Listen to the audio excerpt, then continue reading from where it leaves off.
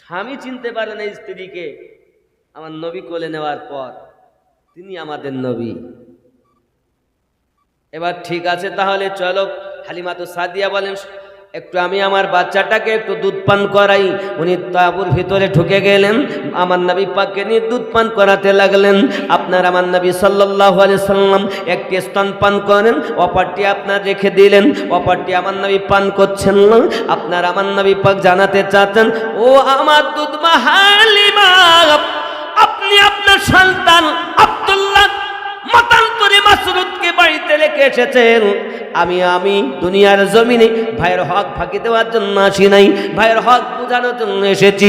ওগো আমার জওয়ান যুবকেরা, ডাঙ্গাপাড়ার যুবকেরা, দূর দূরান্তে আশিকের রাসূলেরা, আপনাদেরকে আমি বলতে চাই, প্রিয় নবী সাল্লাল্লাহু আলাইহি ওয়াসাল্লাম জানাতে চাচ্ছেন, এখনো তো কোরআন মাজিদ নাজিল হয়নি।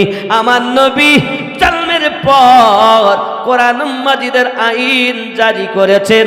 হালিমাতু সাদিয়া রাদিয়াল্লাহু তাআলার কোল মোবারকা থেকে জোরে জোরে বলি সুবহানাল্লাহ।